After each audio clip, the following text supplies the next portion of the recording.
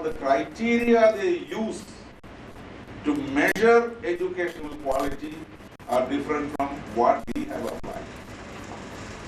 First question they ask when they look at the university, how many Nobel Prize winners from this university? That rules out every university in India.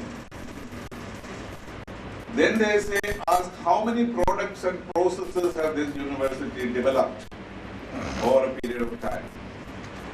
Again, 0. How many teachers have published how many internationally recognized articles in world journals? Very small. How much of telecommunication, how much of communication, how much of technology do we use? How much of the internet do we use? 25% or less. So it is not because our education is bad, because there is evidence to that. Our graduates, people who have studied in Kerala University, Delhi University, are competing with the best universities in the world abroad. You look at the scholars in the United States today, most of them have basic degrees in India. So the education is not bad. But what?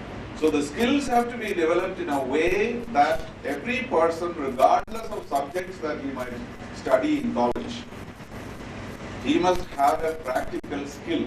And that is where Mahatma Gandhi's teaching comes about. I did my English literature without even knowing how to fix a fuse.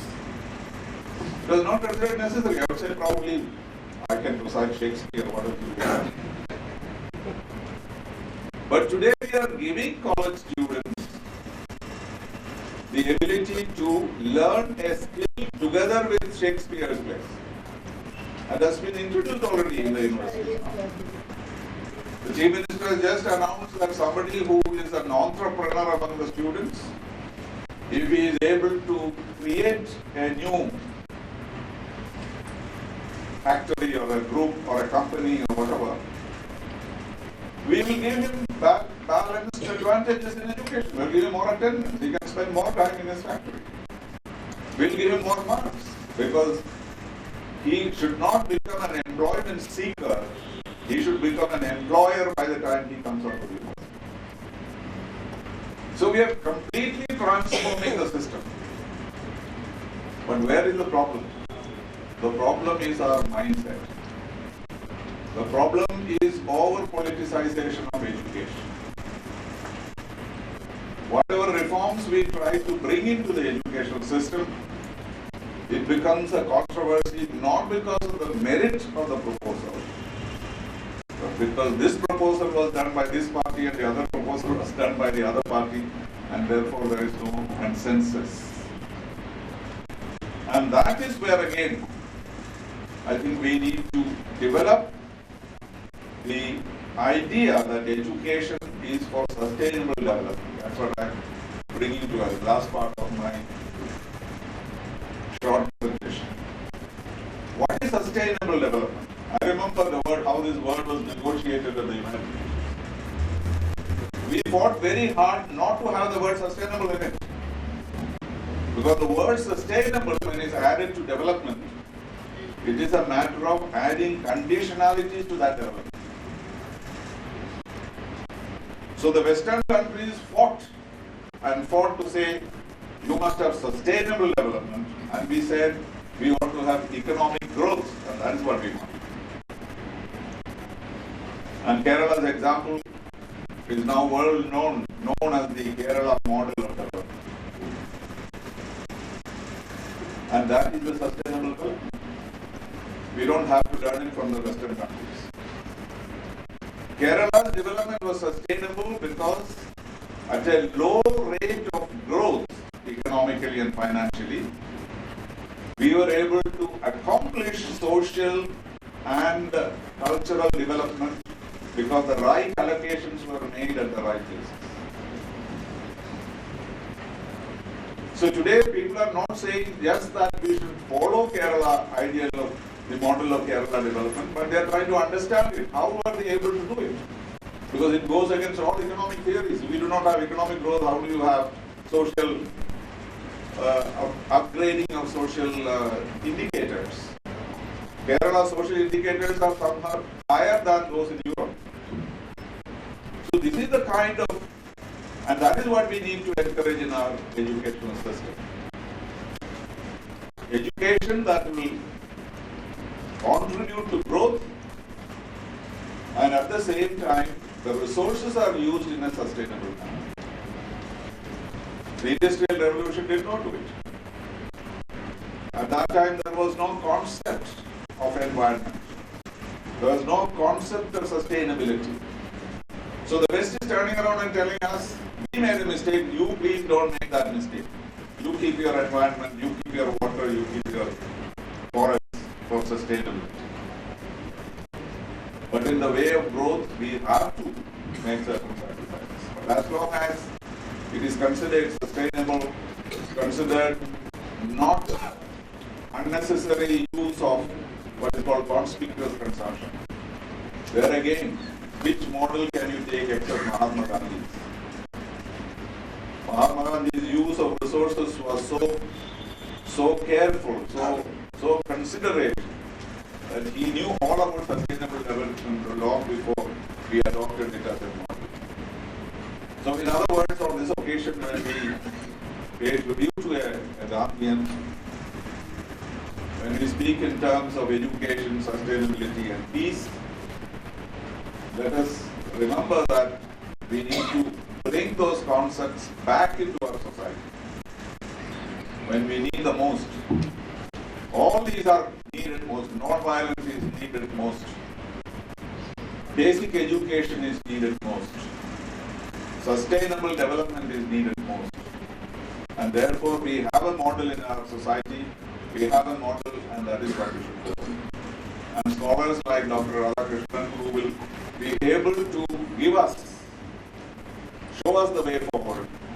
And that is in that context that I see this book release and this particular event. So may I thank the organizers for asking me to come and share my thoughts with you. It is a pleasure for me to join in with all of you in complimenting Professor Radhakrishnan on his achievements and for the recognition that you all have given. Thank you.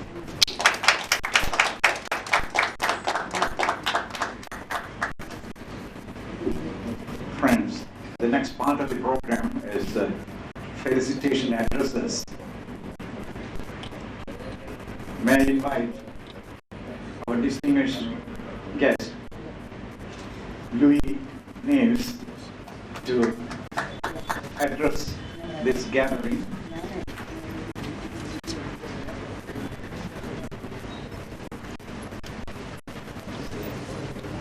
And to deliver the felicitation address.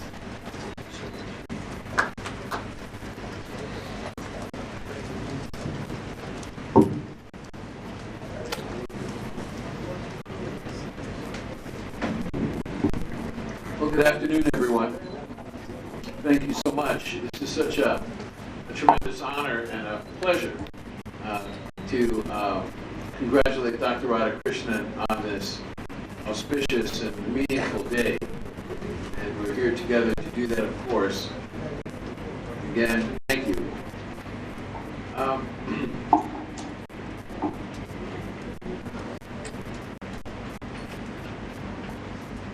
First I'd like to just publicly, in a way, offer condolences to Dr. Radhakrishnan on the event in his personal life. He's not able to be here with us today. We will see him later. And we'll be sure to give him a great report on this, how this unveiling, if you will, of his book came. Dr. Radhakrishnan, I have to say, is he's a friend, and he's a friend to our organization, the SGI USA, and he's also, I'd heard of Dr. Radhakrishnan before I met him, and I thought to myself, geez, what kind of man would be appointed as director of our organization by our SGI International President, Dr. Ikeda. I thought, there must be something special about him. And I came to find that to be true. I had the great pleasure of meeting him a couple of years ago. And I tell you, I never will forget him. He is clearly, he's a man of character. And very different. I find that Dr. Radhakrishnan is a practitioner.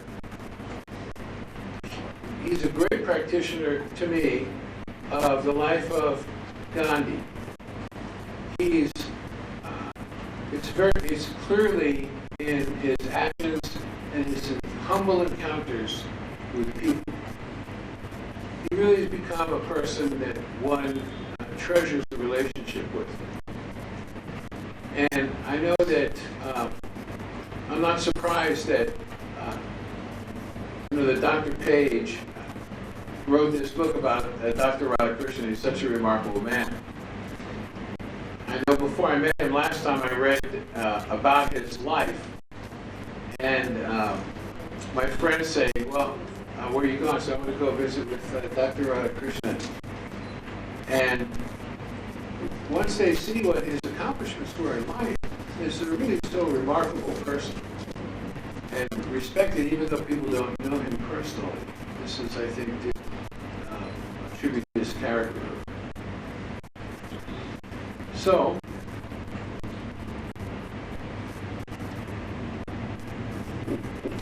I have to tell you, one thing that so impressed us with Dr. Radhakrishnan last time we were here is that he's so respected person that by making a few phone calls, so many top academics showed up for a meeting with us. And though they all viewed him as, in a way, as their teacher. Right? And today we had the great pleasure of going to a school that Dr. Radhakrishnan is, I believe, is founded and is a supporter of educating young people in the culture of peace. It's easy to talk about what is a culture of peace, but it's most difficult to put into action a culture of peace in the hearts of people, which he's been able to do with so many, especially these beautiful young children that we had the great honor to meet with and interact today. So, with that, I want to say congratulations. This is a wonderful event. And I feel as though Dr. Radhakrishnan is here with us, even though he may not be here physically. I think, speaking of our party, we really feel that this is a reflection of Dr. Radhakrishnan's heart, that you are all here, we're able to be here together with you, and we'll certainly will report that to him later. So thank you very much. It's been a tremendous honor. Thank you so much.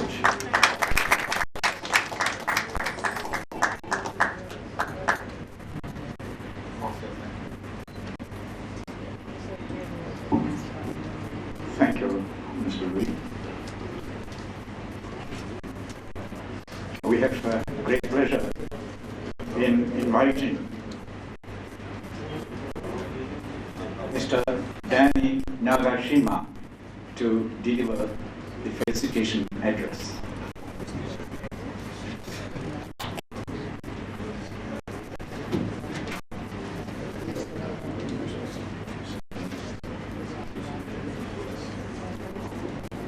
Good afternoon, everyone.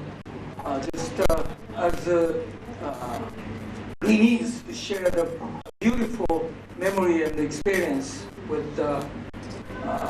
Radhakrishnan, I have such a fond memory and experience when we visited Morehouse College, where, as you know, Martin Luther King Jr.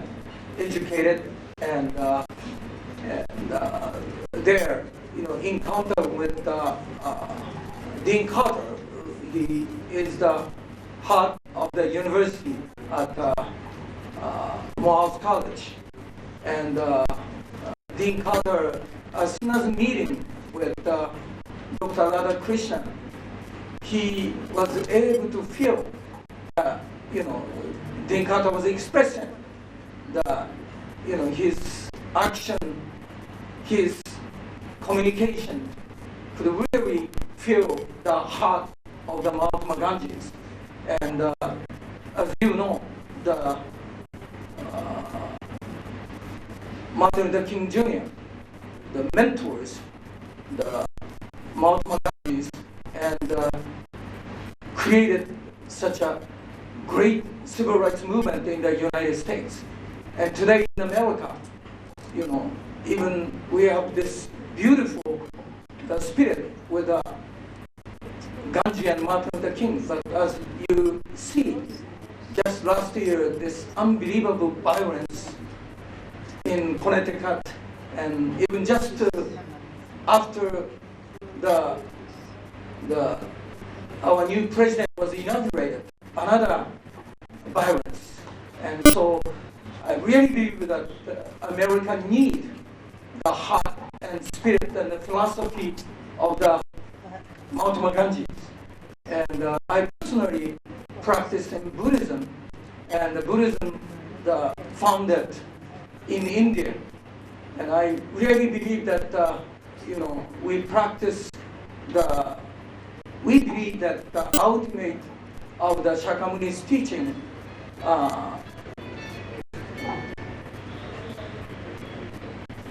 in a way crystallized in the Lotus Sutra. And I believe Lotus Sutra, the first 14th chapter, the most important essence is that everyone is equal, because everyone has unlimited potential. Everyone is a Buddha. And the latter half of the Lotus Sutra is the Buddha is the eternal. And that's why everyone's life, everyone is a Buddha, everyone is equal, and everyone's life is eternal. So I really feel that the philosophy of India give us. So I believe this book, especially as has been pointed out by my colleagues, Mr. Nieves and Mr. Nagashima, will be of great value to us in the United States, a country with so many strengths, but plagued by unfortunate violence and frightening and confusing forms in the United States. And so much to learn from Dr. Radhakrishnan, from Dr. Page, from all of you, Indian society, about how to conduct ourselves in a civil and respect-worthy way. So I am just thinking this is a milestone for humanity, a milestone for the United States, and I personally commit to doing what I can to promote Gandhian nonviolence in the United States, along with Dr. Radhakrishnan and all of you. Thank you very, very much for supporting this.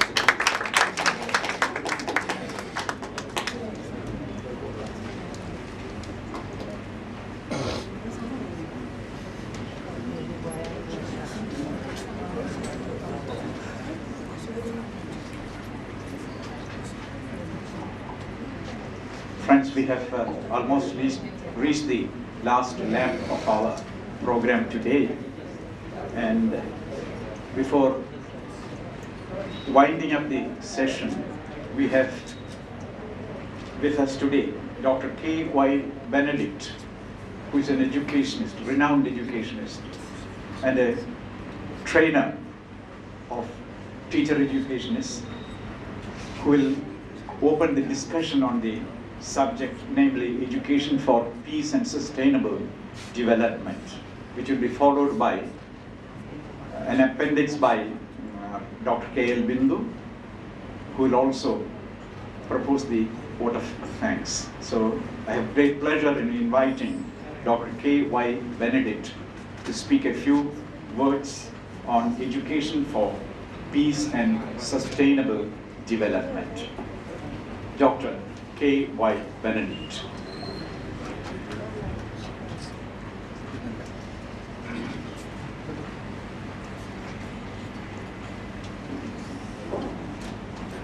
Good evening to respected dignitaries on and off the dais.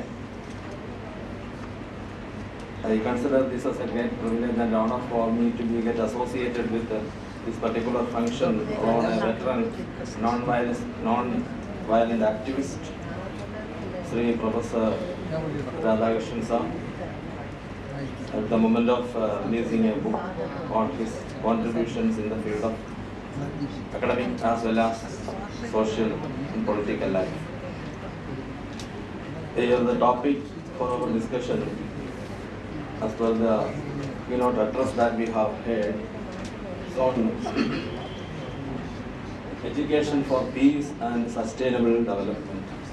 And as every one of us will agree on this particular statement, that for peace in any society, the fundamental means is to have proper peace. Development can only be generated through peace. So there is no development without peace atmosphere in the society. And as the tool that we can use for development is education.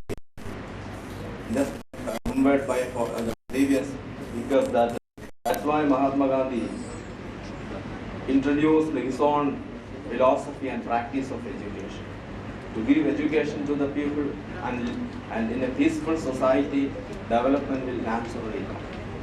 But here the problem is something like that. We are speaking something more with an adjective, that is sustainable development. For the last one decade or more than 1 decade, the world, all over the world, is speaking on a particular theme called sustainable development. So we have to move from development to sustainable development. And if education is the means to achieve development, then what is the means to achieve sustainable development? That's the question before us. So I have to say that in order to have sustainable development, we must have quality education. And not only quality education enriched with the value base. That was the motto followed by Mahatma Gandhi, value-based education. Here we are speaking about a lot of technological advancements and other things, but there is no stress on the concept of